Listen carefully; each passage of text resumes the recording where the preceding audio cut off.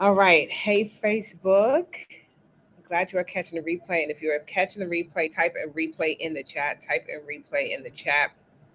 So I am going to go jump right into today's lunch and learn. I'm going to jump right on into today's lunch and learn, y'all. So if you are catching me for the first time, once again, I'm going to do my introduction.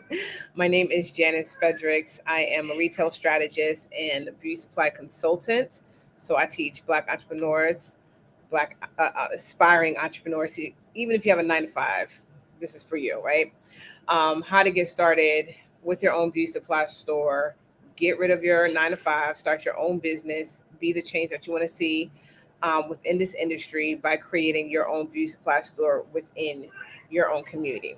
All right. So I have been doing this and been in this industry for the past 10 years, y'all. I've been doing this for 10 years, over 10 years. And it started back in 2010 when I opened my own stores called Fabulous Freddy's here in New York City. I grew those stores, scaled them up, ran them, and then went into consulting full time, teaching you guys how to do the same thing. So that's a little bit about me. And so for this Lunch and Learn series that I'm doing this week, y'all, if you have a beauty supply store and your revenue is not where you would like it to be at this point, if you're trying to figure out additional ways to make money, ways to fix your bottom line, operational things, foundational things, then this week's Lunch and Learn series is 100% for you. It is 100% for you. And if you have any type of retail space, any type of brick and mortar space, you want to tune in, y'all. You want to tune in. And so I'm going to be going live every single day, 1 p.m. in the Power Circle group on Facebook. So if you're watching me on Instagram, you want to join the Power Circle group on Facebook, is my free mentorship group. It's free to get in the building. It's free to get in the room, right? Here on Facebook, here on Facebook. So I need you to come off of Instagram, come here, join a group, answer some simple questions. Make sure you answer the questions and you'll get in the room. All right. So, number one, um, the first thing when it comes to growing and scaling your beauty supply store, and y'all, I done been through it, right? I let's back up. Let's back all the way up so you can get my context in which I share this information with you, in which I share these gems. My beauty supply store, like I mentioned, started here in New York City, Queens, New York, right? New York City. One of the most expensive cities to operate a business, right? And so, y'all, if ever you were to take the advice of from someone in retail, you definitely want to make sure it is from an individual who operated a business where it was hard to operate business, right? So the cost of living here in New York City is one of the highest, right? We're like top 10, probably top three, probably even number one, right? Outside of maybe like LA and um, maybe like Washington State, right?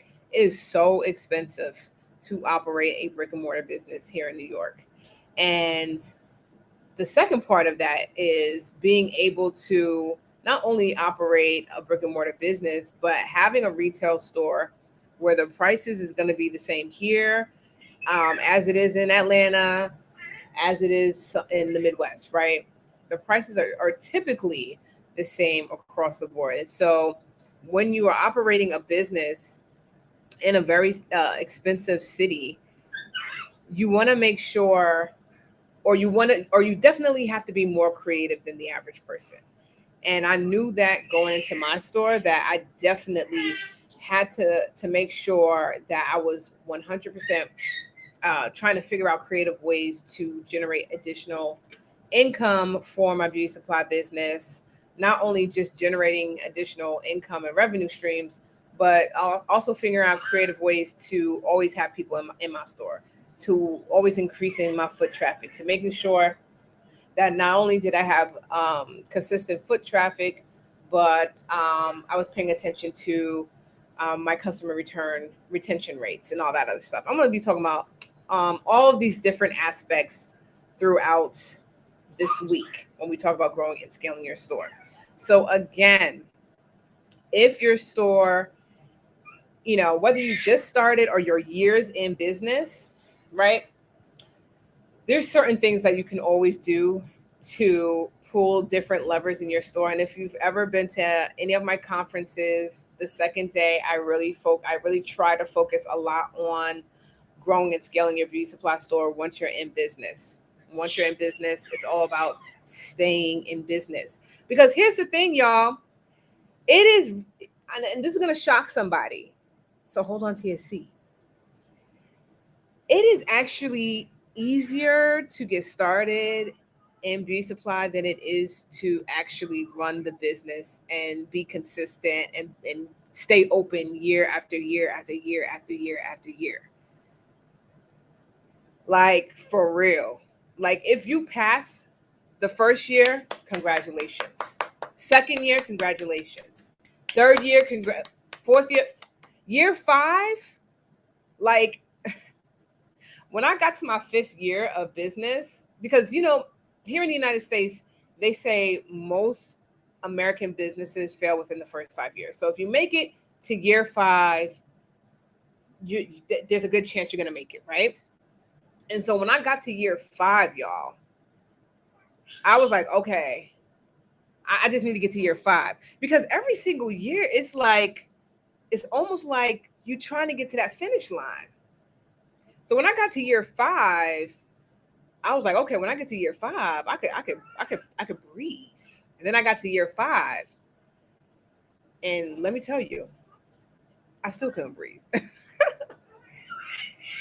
Let me tell you, you still have to do all the things year over year over year. You have to become more creative every single year. Every single year you have to do something different. Every single year you have to do something different in your store. Okay. So we're going to talk about all of that this week. But today, what I want to talk about is the first step to growing and scaling your beauty supply store. The first place that you need to start is with annual planning. This is something that no one does, right? Most people don't do this in their business. And this is why we are going to start here. So get your pens and your paper out, y'all, because we are going to jump into it.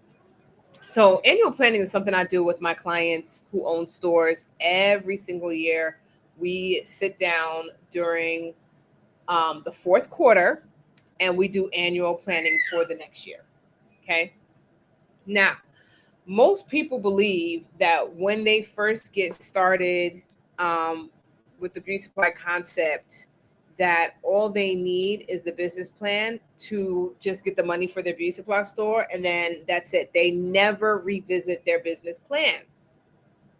I am here to tell you that you need to do this every single year that you are in business if you want to stay in business. If you want to stay in business, you 100% need to take annual planning seriously, because this provides you with clarity, direction, and measurable milestones to make sure that you are tracking your progress and your success, right? You need to have this roadmap every single year that you are in business, okay? Every single year that you're in business, okay? So the first thing I want you guys to write down on your paper is having a very clear mission and vision for your business. Like, we sat down and we created our vision statements and our mission statements for our business, and we want to do this. You want to make sure that you can now follow through with what you said the vision was for your store, right? So and then also it may change over time too. So like my mission and vision statements changed over time as I was in business. And so this is why it's important that we do this every single year, right? So you just want to clarify, the vision every single year, set objectives for the upcoming year, right? So our objectives, add a new employee to the business, maybe get a new accountant, maybe change the paint, change the flooring, something different, right? Every single year we're doing something different. Come on, Instagram. Please let me be great. Okay, so making sure that you create what's called SMART goals. We call them SMART goals. So they're specific, measurable, relevant, and time bound. SMART goals. You guys are probably familiar with this. The second piece to annual planning is assessing where you are. So, in order to try to figure out and create goals of where you want to go with your store, with your beauty supply store, you need to know where you stand today, right? How many customers do we have today in our email list? How many people walk into our store on average? You know, what does our inventory look like? What are our inventory levels today, right? How are we currently marketing the business today? You want to sit down and you want to analyze all of your KPIs. What are KPIs? I want you to write this down. KPIs are key performance indicators. Key performance indicators. So, me and my clients, we have about 10 KPIs that we look at on a quarterly, monthly, weekly, and daily basis, y'all. Okay. So, you want to sit down and you want to look at all of these things so that you can identify your strengths, your weaknesses, any areas for improvement in your beauty supply store. Okay. So after you guys are at the table and you're looking at your POS reports for the previous year and you're looking at the numbers and all of that stuff, you then want to create actionable steps and strategies to improving those KPIs, right? You want to break it down into different like task areas, right?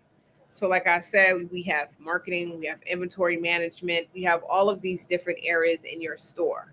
You know, we as a business owner, you wear all these different hats. So you want to break them down into different manageable task areas so that you can create the strategy behind each area. Okay, so now that you have identified where you are right now, you can now start to create the framework that is going to set you up for success the next year, right? Because the magic lies in execution, y'all. The magic lies in execution. So once you have done all of these steps, which is a very high level way of doing it, typically my annual planning session with my clients is like it's literally all day, right? So this is like a high level overview of what you want to be doing in your beauty supply store. Once you make the decision that it's time to grow and it's time to scale this business, because we can be doing so much better, right? Whatever you're doing now, you may be thinking like, oh, I'm making so much money. I'm here to tell you that there's more money to be made. Okay, the average beauty supply store makes over $250,000 a year, and this is like a smaller scale store, Asian-owned store out of New York City, right? So my objective over the next 4 days is to help you guys uncover ways that you can be making more money in your beauty supply store without taking out any additional loans, without using your paycheck, without doing all of those things.